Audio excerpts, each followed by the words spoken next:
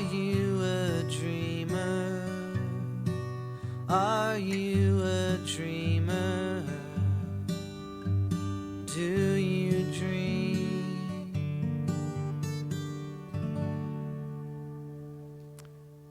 I appreciated the words to that song so much. Some of you were with us last month as we did a series talking about guarding the gateways to our heart. And what that song said is why we guard the gateways to our heart, so that we can give all of our heart, all that we are, to Jesus, because he's worthy of all of it. That's why we guard our hearts. But we're talking about dreams today. One of the most difficult things about dreams is waiting for them to come true. When God plants a dream in our heart, and we sense that it's out there, and we get excited about it, then we kind of formulate a timeline in our mind of when that dream should come true. And the timeline looks something like this. Now,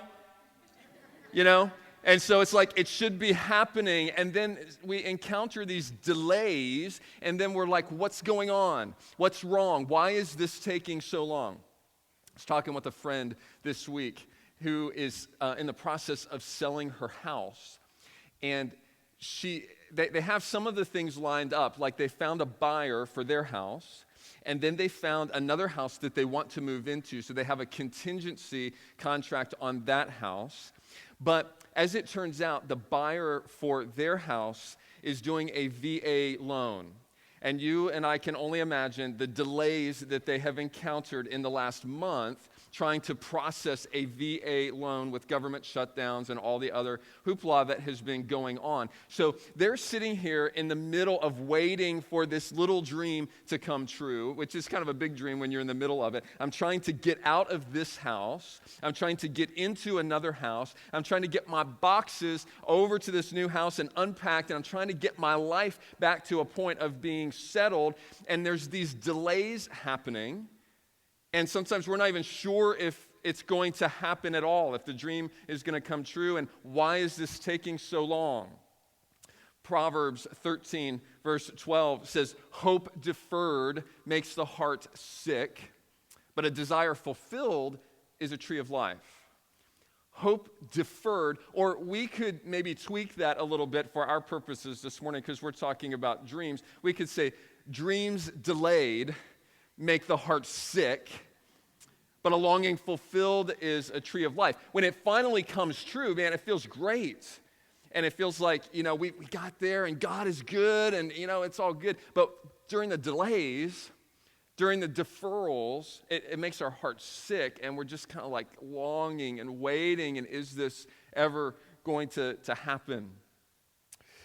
I wonder this morning how many of you may be waiting on a dream to come true. Maybe you're in that period where you're just feeling like, I don't know, there's a big delay going on here, and I'm not sure what's happening or if anything is going to happen. Maybe some of you are pursuing a job. Maybe you've got a number of job applications out. Maybe you've had a couple of interviews, and you're waiting for word to come back to you about what's going to happen with that job.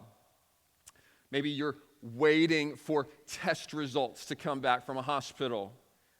And you have a dream that everything is going to turn out okay. You have a dream that everything is going to be fine, but you're not sure yet because you're in the waiting period, and you're kind of just wondering at this point, what is going to happen?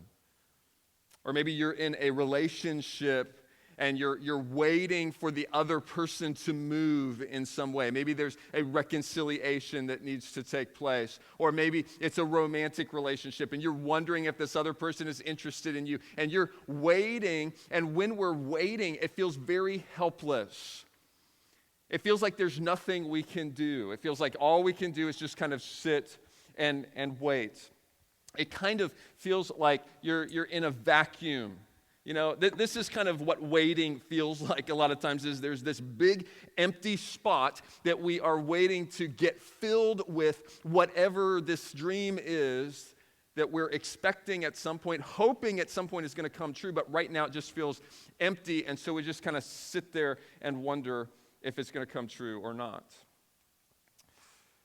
Delays are some of the greatest threats to God's dreams, the dreams that God puts in our lives. They're threats to the dream because so many times it's just easy to give up.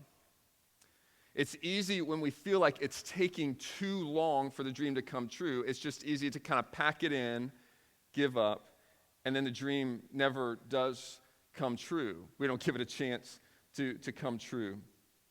Last week, we talked about a danger to the dream being detours. We talked about the fact that as we're on path pursuing God's dreams, there are times where we will be faced with choices where we think we might take a detour that could be a shortcut, could be an easier way to get to the dream, and in fact, it takes us totally off course from the dream. And I want to clarify something about that because I've had a couple of conversations with several of you this week. The detours that we were talking about last week are the detours that we choose. They're the detours that we choose that take us to a dead end because we're not staying on path with what God has given us to do, and we're trying to take a shortcut. There are other detours, and this is what some friends have pointed out to me this week. There are some detours that are good because if you're driving down the road and there's a bridge out up ahead and there's a detour sign, you better take that detour, okay? That's a good detour. And as we look at the life of Joseph, we see him taking what appear to be detours. We see him being thrown in a pit.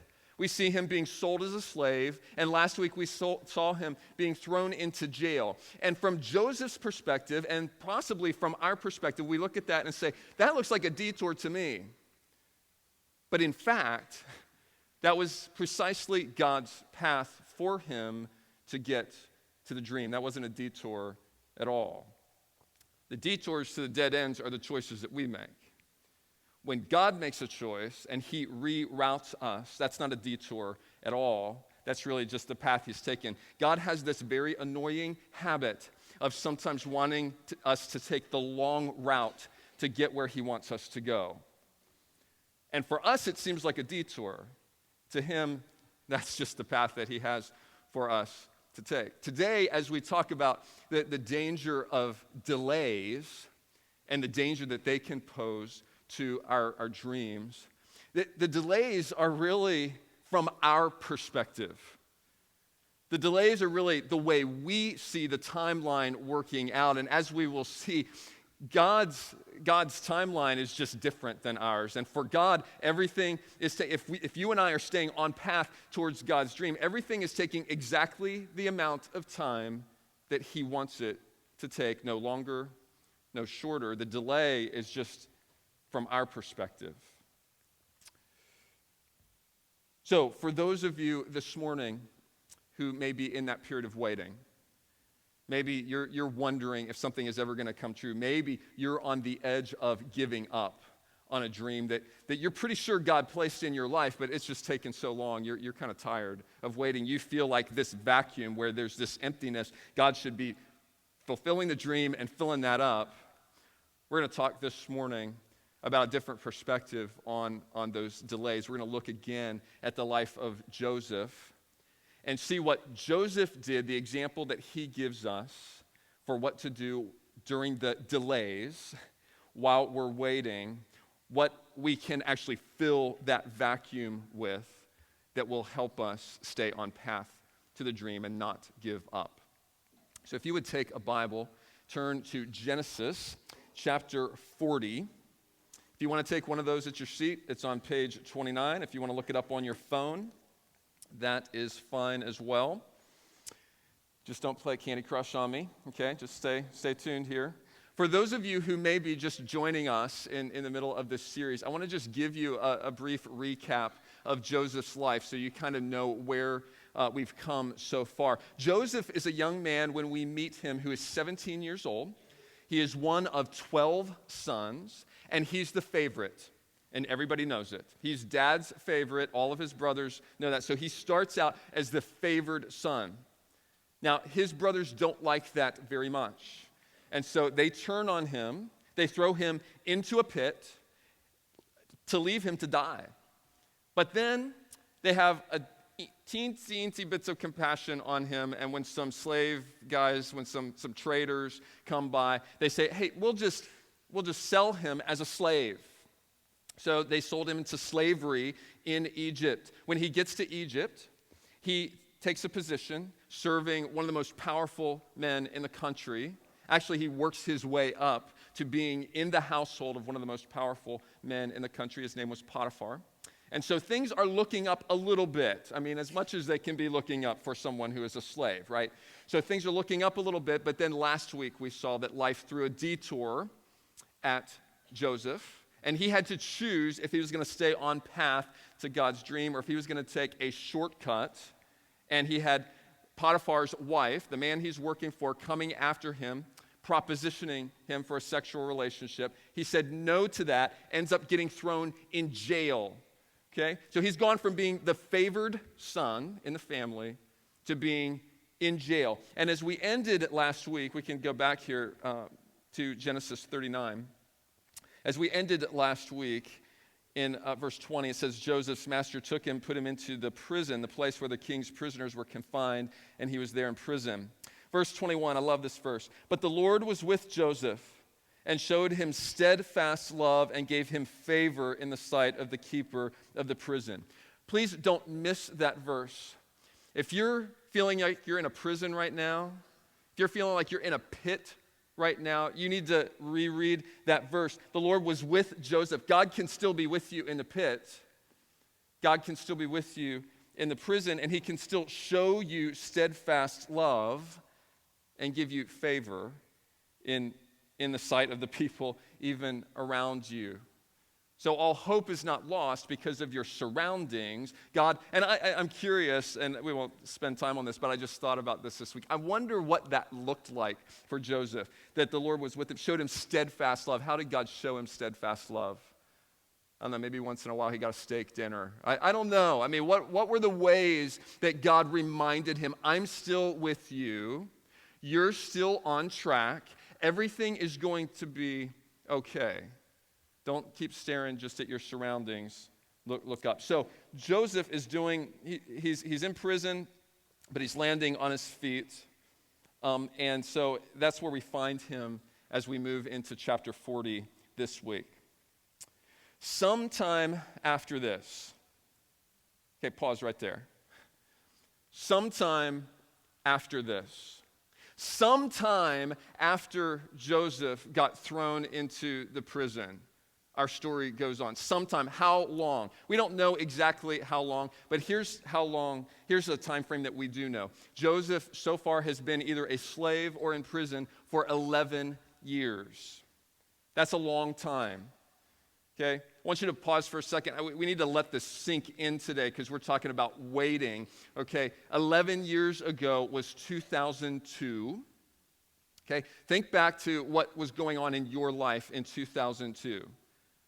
Some of you can't even think back to then because you were barely, knee-high to a grasshopper.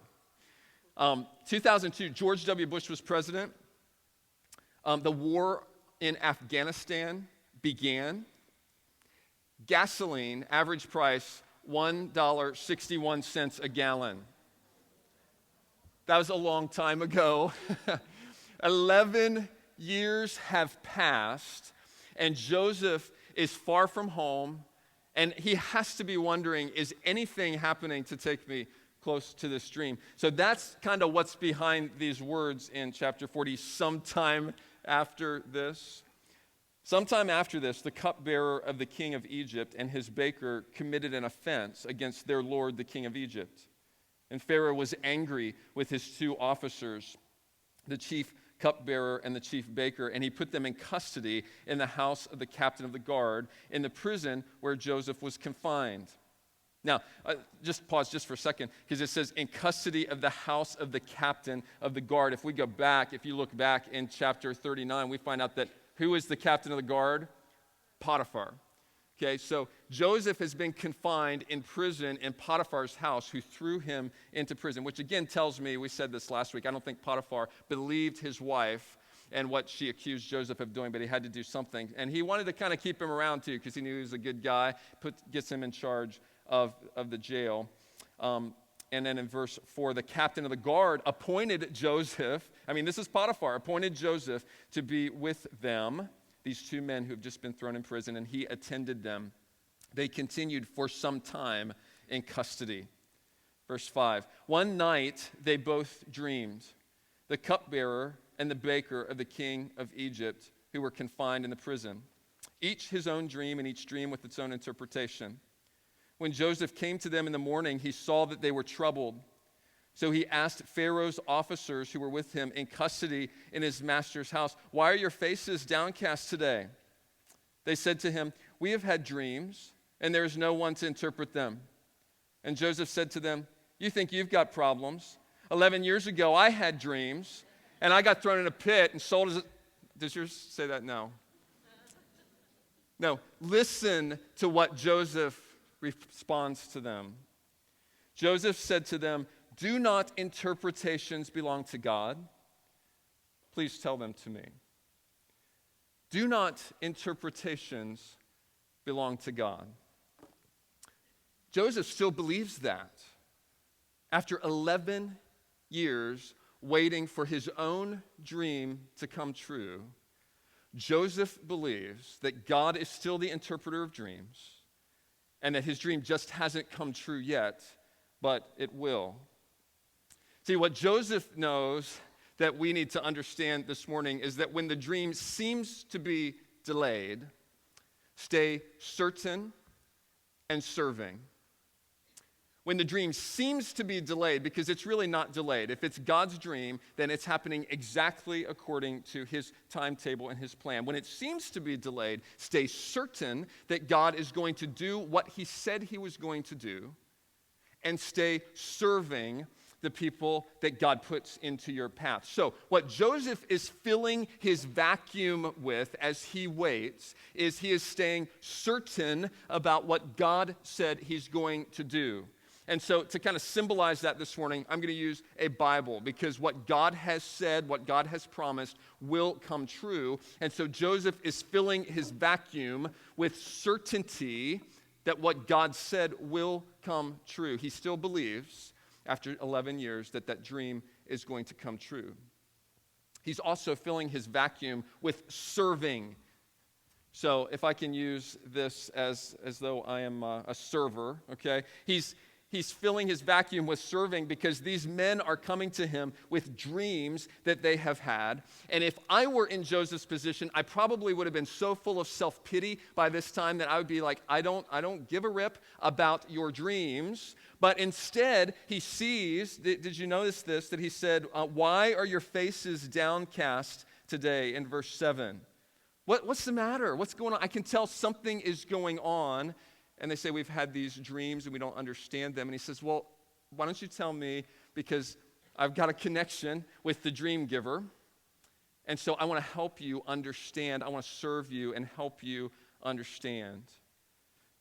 See, the word waiting is kind of an interesting one, because waiting can seem like a vacuum sometimes.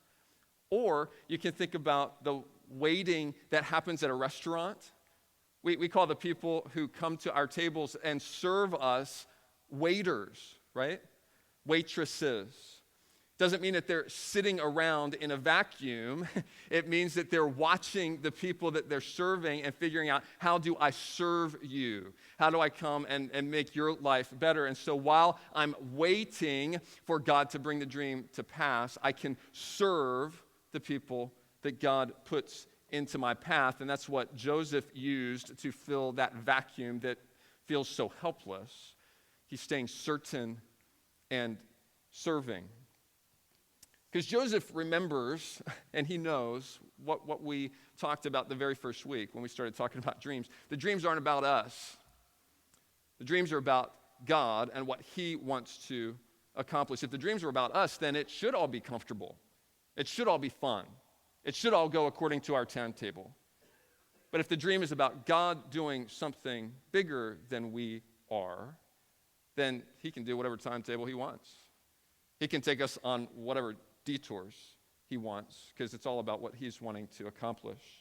So Joseph is he's filling his time with certainty and serving, and these guys share their dreams. And so let's see what the dreams are in verse 9. So the chief cupbearer told his dream to Joseph and said to him, "In my dream there was a vine before me, and on the vine there were 3 branches. As soon as it budded, its blossoms shot forth, and the clusters ripened into grapes. Pharaoh's cup was in my hand, and I took the grapes and pressed them into Pharaoh's cup and placed the cup in Pharaoh's hand." Then Joseph said to him, "This is its interpretation. The 3 branches are 3 days.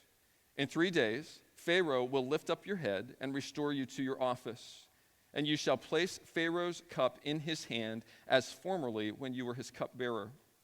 Only remember me when it's well with you, and please do me the kindness to mention me to Pharaoh, and so get me out of this house. For I was indeed stolen out of the land of the Hebrews, and here also I have done nothing that they should put me into the pit."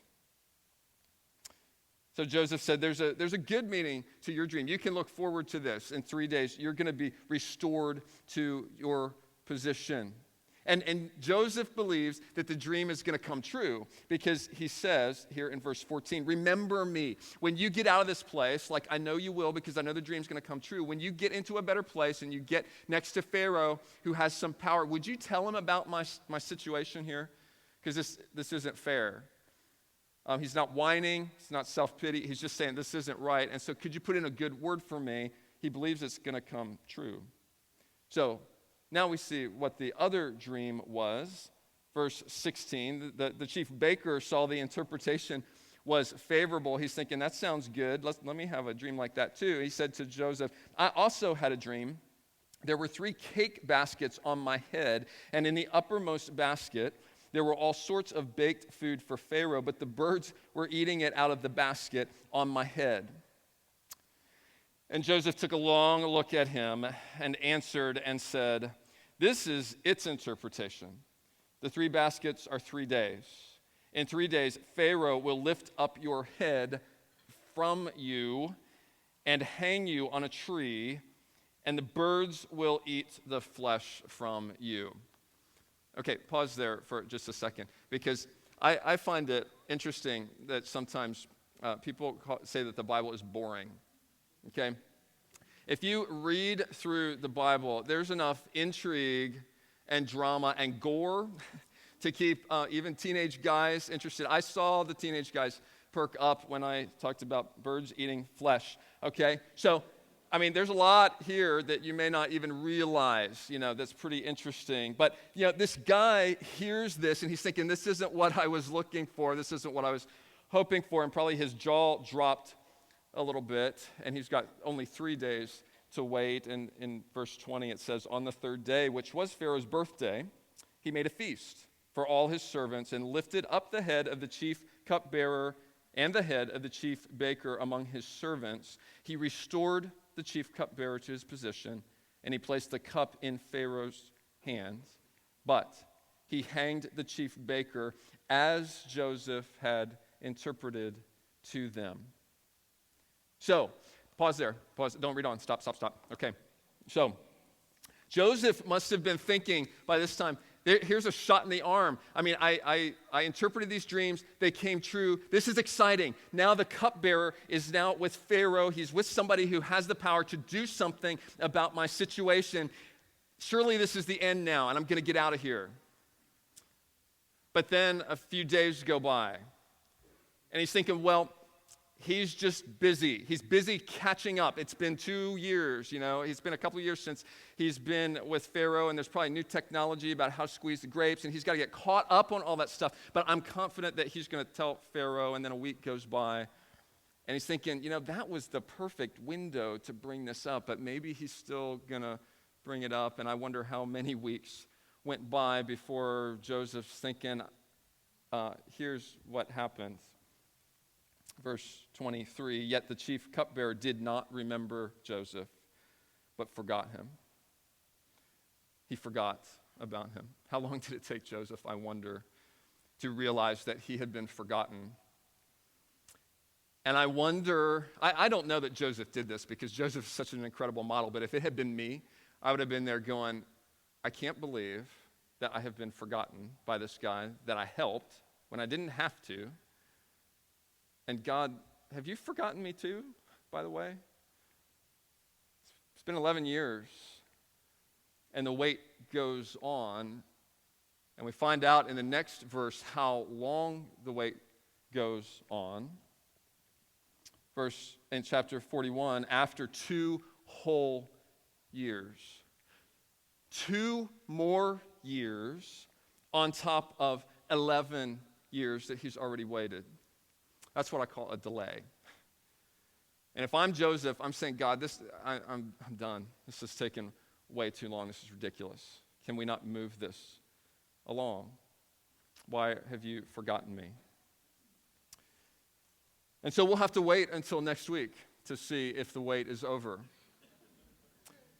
Only we really don't have to wait until next week, because if you want to, and I hope you do, go home. You can go home this afternoon and you can read the next chapter. You can take one of those Bibles with you. That's why we have those in the seats for you to take along with you. Take it home and you can find out what happens and if the wait is over. But you can't read the next chapter of your story. You can't read ahead to find out when your wait is over. And so you have to decide what you're going to do while you wait. Are you going to wait in a vacuum? Are you going to cop an attitude? Are you going to give up? Or are you going to fill your waiting when the dream seems delayed with certainty and serving? Those are the 2 words that I hope burn into your mind today as you face the delays in your life, is certainty and serving. If God said it, you can be certain that it will come true. You don't know when, but you can be certain that it will. And as you wait, you can wait on others. You can serve. You can, the people that God brings into your path, you can say, you know what? I'm going to reach out to you. I'm going to do something for you. I'm going to be God's vessel in this moment, in this time, while I wait for him to bring his dream to pass.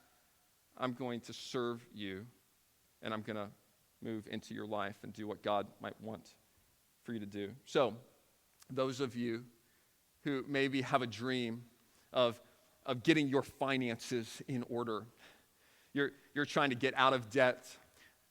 You're trying to get to a point where you can be more generous with others. You're just trying to get on a stable financial footing. You're waiting for that to happen. And maybe it seems like a detour has come your way, and maybe there's a reduction in your pay, or there's a loss of a job, and you're going, God, I don't understand this. Why is this happening? Why am I having to wait so long for this to come to pass? That's a dream that you can be certain God has placed in your heart. So stay certain and stay serving until God brings it to pass. Maybe you have a dream of a healthy relationship. Maybe it's a marriage relationship. Maybe it's a friendship. You have a dream of a healthy relationship, but sometimes it seems like it's getting harder instead of getting easier. It seems like you're having to put out more effort instead of it kind of calming down, and you're experiencing the harmony that you want to experience. It's taking far too long. God says, stay certain and stay certain that God can do a work in your marriage.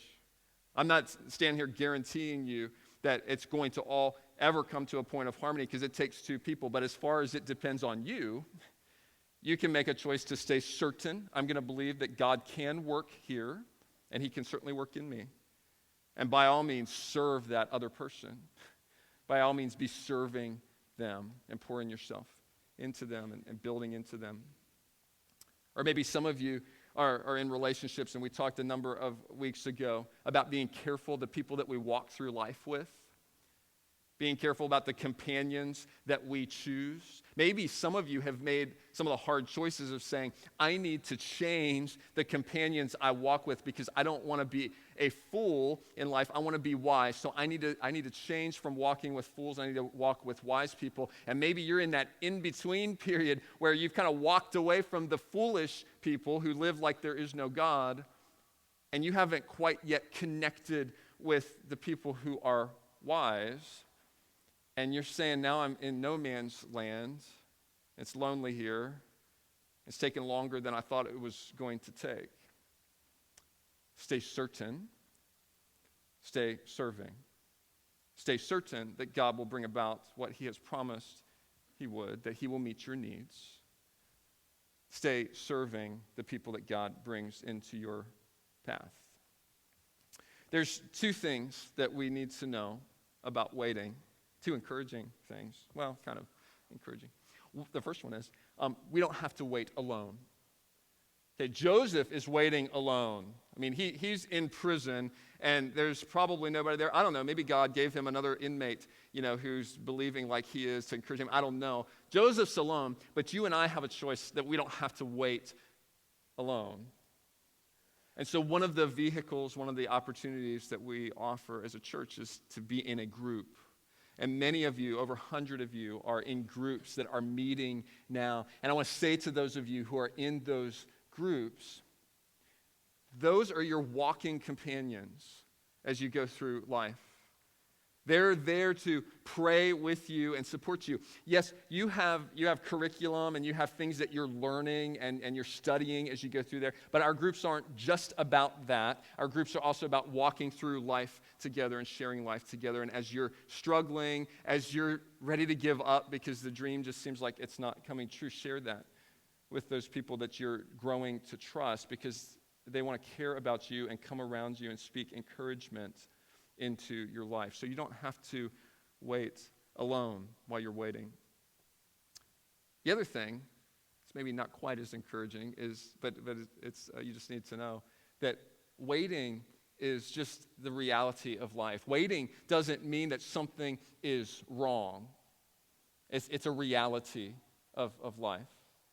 And God is sometimes going to take longer than we think he should. I think sometimes people paint this picture, and maybe with good intentions, because we want to encourage people to have faith in God. We want to encourage people to come into a personal relationship with God through Jesus Christ. And so sometimes I think we promise things to people that really aren't the case. And that is, if you will just pray to Jesus and turn your life over to him and trust him to save you from your sins, then everything will suddenly become smooth in your life. Everything will suddenly just flow, and it's going to be beautiful and rosy and, yellow brick roads.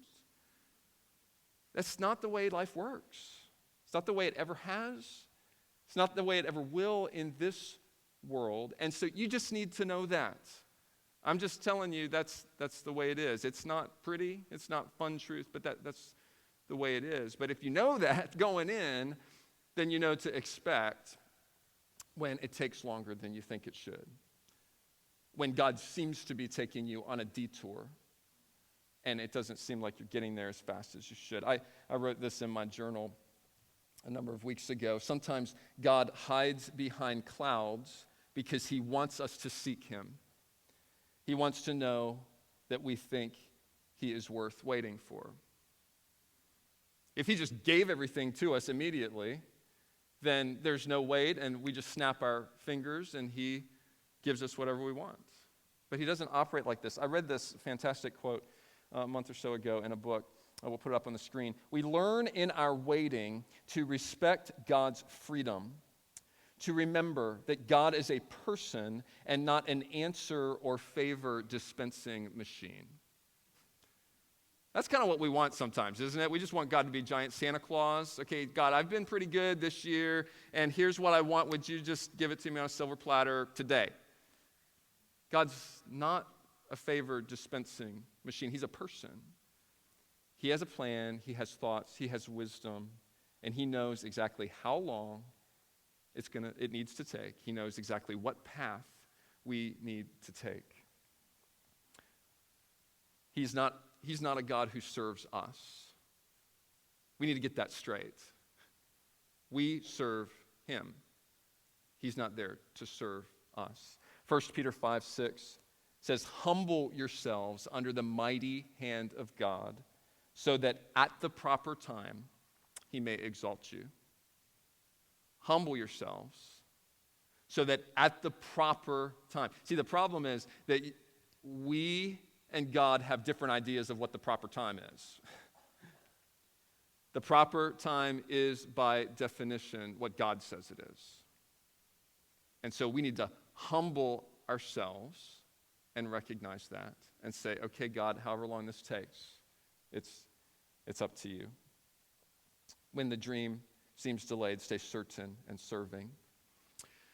Besides the personal dreams that God gives to each one of us, there's a dream that many of us in this room share. And that is a dream that one day we are going to get to see Jesus. It's amazing to me as I study the life of Joseph, how many parallels there are to the life of Jesus.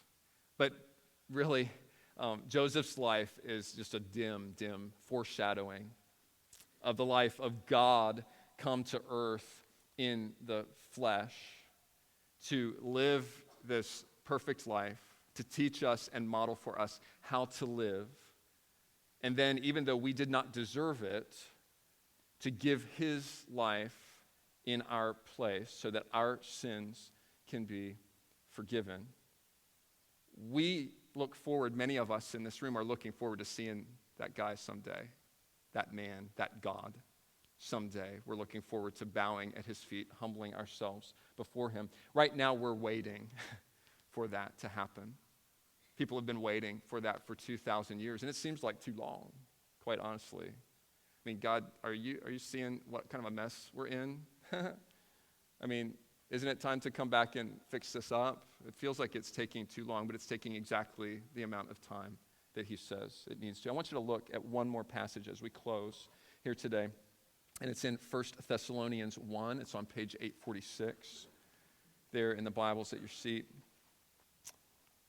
And this talks to us about the waiting and what we do while we're waiting for Jesus to come back. 1 Thessalonians 1, verse 9, I'm starting kind of in the middle of that verse. It says, "You turned to God from idols to serve," there's the serving, "the living and true God." You turn to God from idols. That is the path that each of us takes in life. We turn to God from idols. We start out, every one of us in this world, we start out serving idols. We start serving a false God. It may not be a wooden statue in your house. It may not be something covered with gold, but it's an image and an idea in our minds of God that is not true. And we have to have God reshape that and show us who he is. And so we must turn from idols to serve the living and true God and to wait for his Son from heaven, whom he raised from the dead, Jesus, who delivers us from the wrath to come. We need to understand, as difficult as your situation may be right now, there is a wrath to come that is worse than anything that you and I can even conceive. And that wrath is about God pouring out the anger and the wrath that he has stored up out of his graciousness while he waits for you and I to respond to his gracious gift of salvation through Jesus Christ, who came, lived, died, was raised from the dead. We wait for Jesus to come back and restore all things. At the same time, God will pour out his wrath on those who have rejected him. And so the question for you to answer this morning, it's the most important question you can ever answer, is what have you done? What are you doing with Jesus? Are you waiting on him? He's waiting on you to come to him in humility and to say, I can't rescue myself from this wrath There's sin in my life that I can't wash away. I need him to wash it away. And when you come to him, he's so loving, gracious, generous that he's ready to give you a new life. And then you can join those of us who are waiting in anxious anticipation for him to return. And while we wait, we stay certain in the promise that he says he's coming. We stay serving the people around us and bringing them the light of the good news about him. While we wait, we keep serving. Take a look at the screens.